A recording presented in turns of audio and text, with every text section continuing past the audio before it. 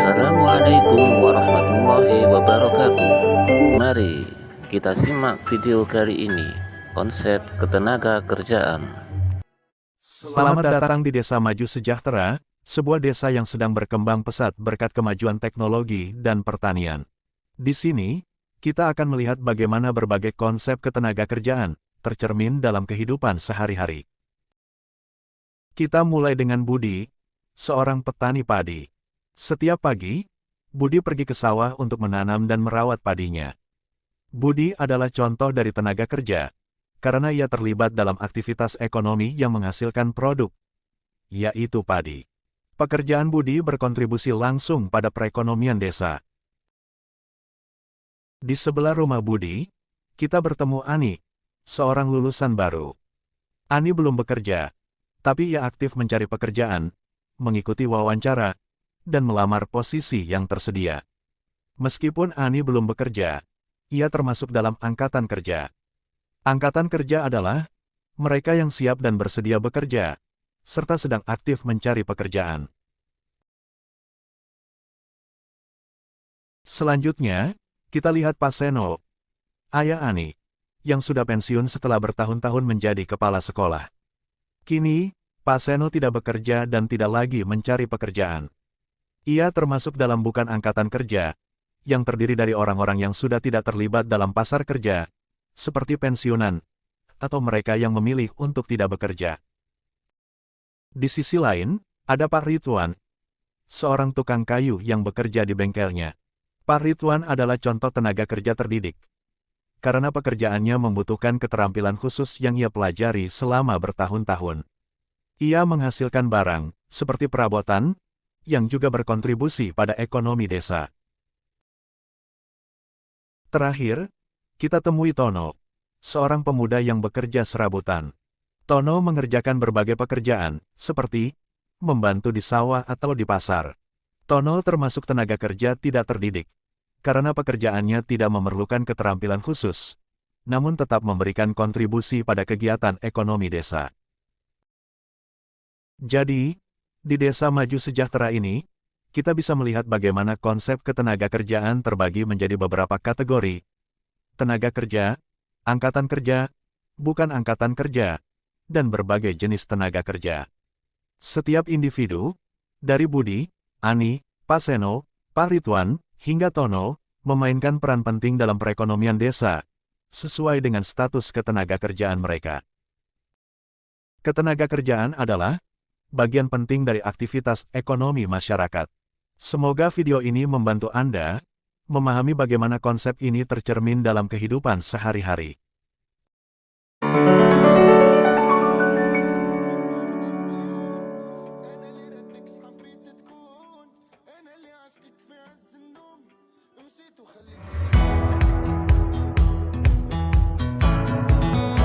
Pembangunan bidang ketenaga kerjaan di suatu negara merupakan faktor kunci yang akan menentukan berhasil atau tidak pembangunan nasional negara tersebut. Namun, kita juga perlu menyadari bahwa untuk dapat mencapai keberhasilan pembangunan bidang ketenaga kerjaan bukanlah suatu hal yang mudah untuk dilakukan, mengingat luasnya cakupan urusan bidang ketenaga kerjaan itu sendiri. Lalu, bagaimana kondisi ketenaga kerjaan di Indonesia kini? Mari kita bandingkan dengan data tahun 2022 di bulan Agustus lalu. Berdasarkan survei Angkatan Kerja Nasional dengan data tahun 2023 kini, di mana hampir seluruhnya mengalami perbaikan yang cukup baik.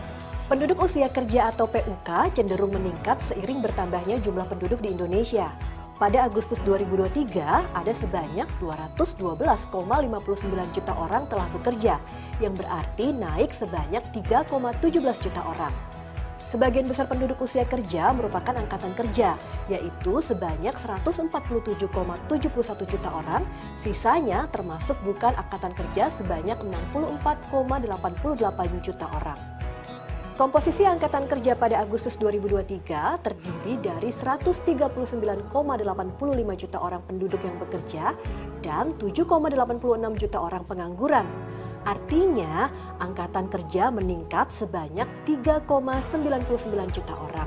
Penduduk bekerja bertambah sebanyak 4,55 juta orang, sementara pengangguran berkurang sebanyak 0,56 juta orang.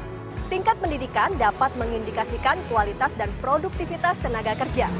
Pada Agustus 2023, penduduk bekerja masih didominasi oleh tamatan SD ke bawah. Termasuk di dalamnya adalah mereka yang tidak atau belum pernah sekolah, belum tamat SD, tamat SD. Jumlah mereka yaitu sebesar 36,82%.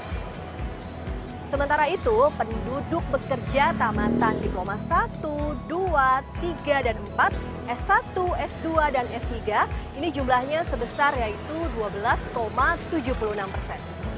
Distribusi penduduk bekerja menurut pendidikan ini masih menunjukkan pola yang sama dengan Agustus 2022 lalu.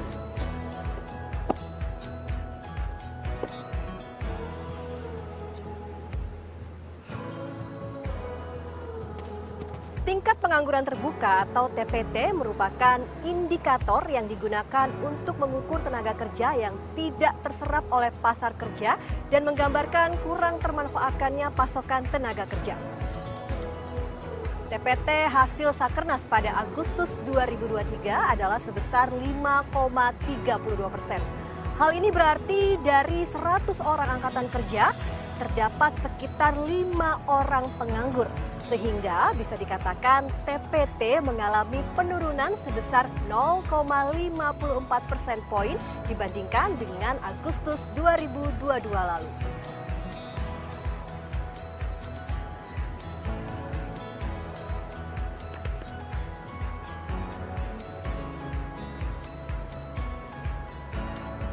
Komposisi penduduk bekerja menurut lapangan usaha dapat menggambarkan struktur kerja di pasar kerja.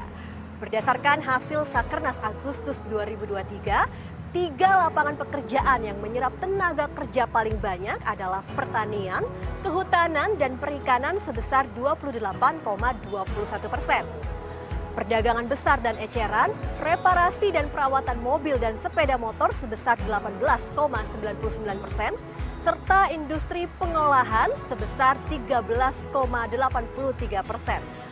Pola lapangan usaha dalam menyerap tenaga kerja ini masih sama dengan Agustus 2022. Itu dia profil Ketenagakerjaan Umum Indonesia 2023 berdasarkan Survei Angkatan Kerja Nasional atau Sakernas. Oke, tugas kalian hari ini adalah membuat wawancara tentang ketenaga kerjaan. Buatlah wawancara dengan teman sebangku kalian atau teman kalian yang lain. Baik, selamat mencoba.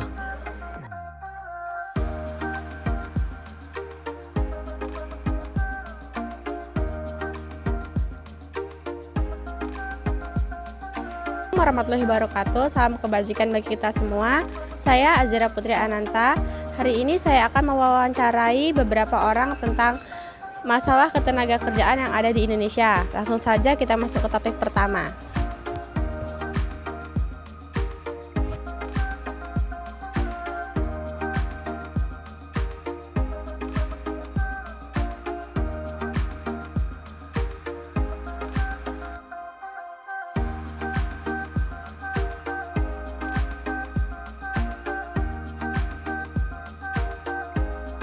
Baik, saya sudah bersama saudari Adelia Zahrani. Baik, saya akan menanyakan tentang rendahnya kualitas tenaga kerja. Menurut Mbak, apa saja sih faktor yang mempengaruhi kualitas tenaga kerja? Bisa tolong dijelaskan? Saya akan menjawab pertanyaan Mbaknya tentang rendahnya kualitas tenaga kerja. Rendahnya kualitas tenaga kerja itu dipengaruhi oleh banyak faktor. Faktor yang pertama itu kurangnya pendidikan di Indonesia. Seperti yang kita ketahui, di Indonesia ini masih banyak tenaga kerja yang masih lulusan SD. Sudah pasti tenaga kerja yang lulusan SD akan kalah dengan tenaga kerja yang lulusan SMA.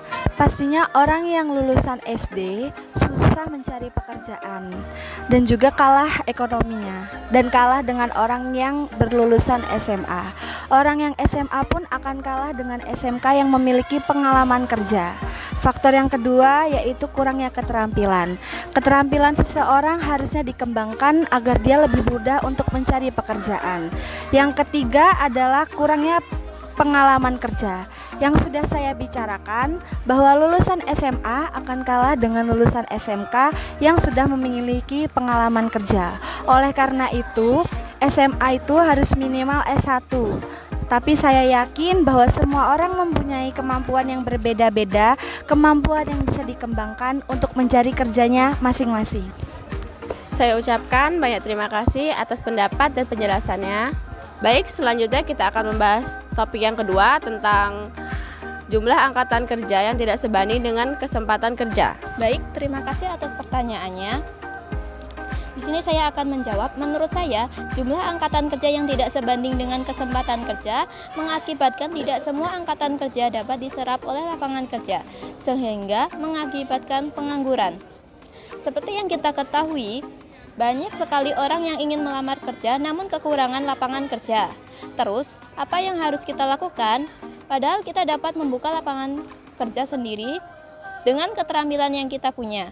Contohnya, berdagang dan produksi homemade. Terima kasih. Saya ucapkan banyak terima kasih atas pendapat dan penjelasannya. Baik, kita akan masuk ke topik yang ketiga, yaitu tentang persebaran tenaga kerja yang tidak merata. Terima kasih atas pertanyaannya. Saya akan menjawab, persebaran tenaga kerja yang tidak merata disebabkan oleh masyarakat masih berpikir sangat tradisional dengan anggapan bahwa lebih mudah mendapatkan pekerjaan di kota yang lebih maju. Pendidikan untuk mengembangkan sumber daya manusia yang tampil masih sangat kurang. Faktor selanjutnya adalah pembangunan Indonesia yang tidak merata mulai dari masa Orde Baru. Misalnya, banyak orang desa yang ingin kerja di kota karena gaji besar, padahal di sana juga butuh biaya untuk bertahan hidup. Secara otomatis, lapangan kerja yang ada di desa akan kekurangan tenaga kerja. Saya ucapkan banyak terima kasih atas pendapat dan penjelasannya. Jadi pemirsa, bisa disimpulkan bahwa jika ketiga topik tersebut muncul dalam kehidupan kita, maka akan mengakibatkan banyak orang yang menjadi pengangguran. Oleh karena itu, ayo kembangkan kemampuan olah prestasi lebih tinggi dan mengembangkan keterampilan serta menambah pengalaman kerja. Sekiranya hanya itu yang bisa saya sampaikan oleh pemirsa semua. Jika ada kesalahan yang saya buat, saya minta maaf. Saya akhiri, wassalamualaikum warahmatullahi wabarakatuh. Salam sejahtera.